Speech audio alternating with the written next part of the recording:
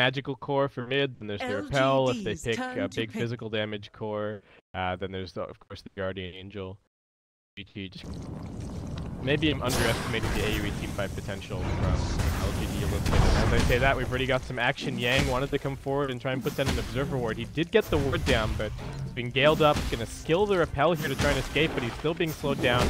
Can't actually dispel the gale, and another dive through from Yao. The poor man's shield is doing so much work, but fortunately he will still be brought down. The gaming lineup right now that they don't have very much deep push. I mean, Rocket Flare from Clockwork is okay.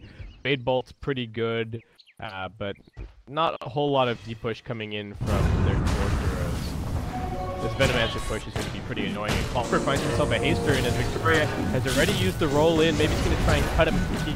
Can Ori get around the cogs? Doesn't even need to. One last raise, finishing off that kill. Block does. They do probably think that the Shadow Fiend is just over in the jungle. They do have a little bit of information from their ward, so not from their ward, but from their hawk. They know that there's no. The Troll Warlord is going for the blood. No, actually looks like maybe he's going to be going for Mask of Magic.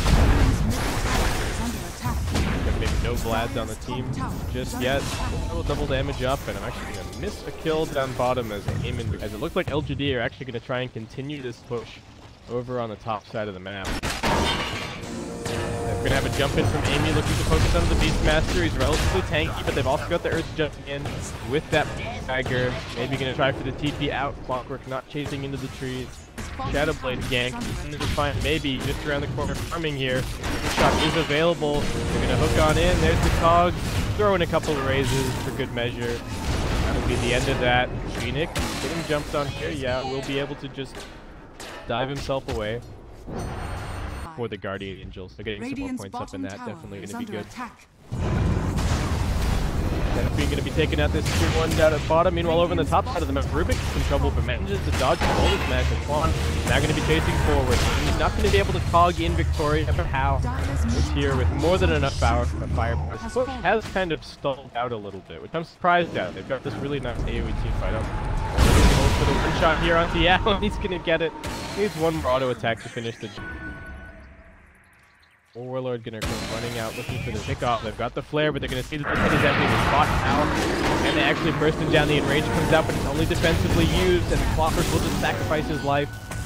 Troll Warlord munches him up. He is now out of mana, but by swapping the Troll Warlord to mid and picking up Veno, they still kind of got a pretty nice damage hero there. They're gonna try for the Requiem combo down here at bottom, but maybe survives. The lift actually a little bit too long for the situation.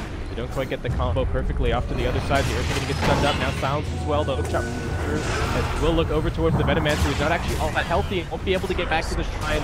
Nice target selection. The Clockwork is now Omni-Knight going to get stunned up. They are getting some decent damage out. One more purification helping to stay alive for another couple of seconds, but it's just a 1-for-1 so far. Troll Warlord has lost the Aegis, but now chasing forward onto Twan. So just being able to summon up one last 4 before he dies. Got a BKB now that he doesn't have the Aegis anymore. It looks like we will have some action down here. The boar is getting in the way, but it's not be able to line up a hook shot. Actually manages to find out the Beastmaster, traps him inside the cogs. We'll be able to force that out, but gets lifted up now by Chuang. We will be able to steal the roar. The roar actually coming out for the Clockwork Cow. Now arrived on the scene. We'll be able to finish up. Gotti sounds pretty good. I think the butterfly is just a little bit of a weird choice. They are going to come around the corner here. Venomancer should be able to get off a big ultimate. They lift him. Can they versus 10? That's the question. He's got the halberd now, so he survives a little bit longer. Gets the disarm off, and will be able to make it part of the high ground. They've got the ultimate out on the 2, but now being repelled up. He's not taking the damage. Troll Warlord looking for the action the side of this fight. But what can really get done? Looks like he will be able to bring down the Clockwork with the cogs and split them up. The Omni-Knight ultimate coming in. They've also got the Phoenix Supernova completely uncontested. They're trapped by the shrine. Won't be able to escape. That's 3 times on either side so far. As got here. They head forward, they're looking for a pickoff. Little do they know that the Shadow Fiend's right here as well to get the silence on Ursa. Can they repel him out of this? Looks like they will be able to. He gets out the enrage. Troll Warlord somewhat isolated. Will actually be stunned up by the stolen Primal Roar from the Rubik. Amazing play from Chuan.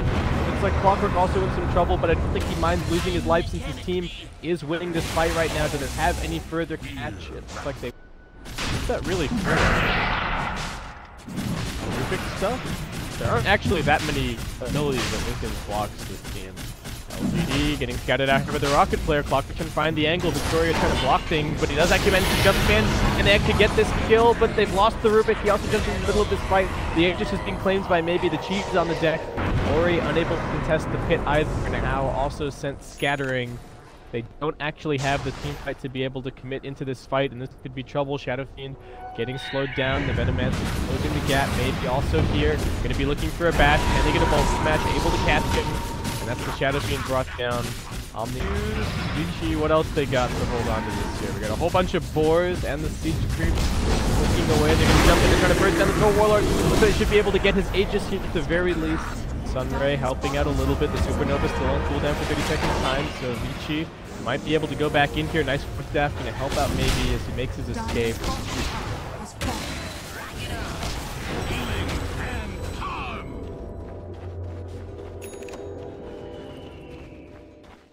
LGD. Alright. You get repelled. They did manage to get some very good damage onto this tier 3. Up behind here. Could burst the Phoenix and the Earth Spirit. That would be huge. They're big parts of the team fight, but they're both relatively squishy. They come around the corner. Clockwork should be able to flare to scout this out. He actually jumps in, finds the Beastmaster, actually jumping onto one more as well. The Beastmaster force-staffs himself out, should be able to get off the roar. Can they focus onto the Supernova? They won't be able to do a damn thing about it. Maybe just bashing everybody into oblivion. Ursa doing his best with the enrage, but just getting chainsawn forever.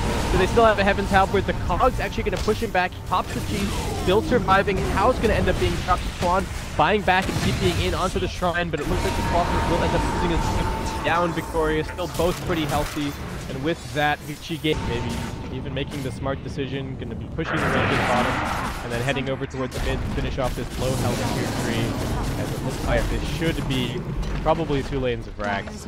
There is a buyback available for the Shadow Fiend, but with no buyback on Ursa, Vici Gaming looking like it might just be the end of them. It is, of course, only the beginning of the CI7 China qualifiers, and I feel like LGD are definitely one of the favorites in terms of the region, more than being in the Ursa. And this is all without a Silver Edge. If you add a Silver Edge in here, Pro Warlord can man-fight Ursa.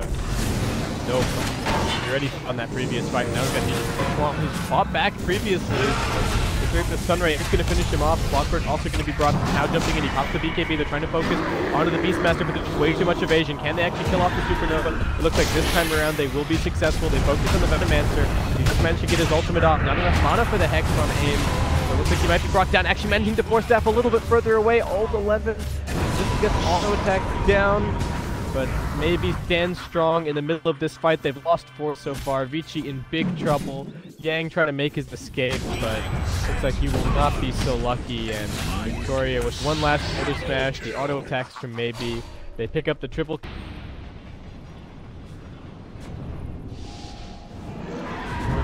They're trying to put Vision down, but he's being scattered out by a Radiant Ward. Does manage to force himself a little bit, but the Magnetize splitting around. They've also got the Hex over onto the Ursa. He pops the BKB, trying to make a run for it. Still has the enrage. Can't go anywhere. This Scotty's flow is so back. They're going to drop the roar onto him as well. The Supernova is inside of the base, and they just can't focus it down. Yang's going to pop his ultimate, but it's all for naught. They will be able to lift up Victoria and try and auto attack him down, but he even survives to get one last boulder smash off. Maybe running rampant through the dire base, and they are going to be able to bring down the Omni Knight. Fawn is the sole survivor, and the GG will be called. LGD going to be taking their first win here in the CI7 China qualifiers, and well, other predictions not quite right.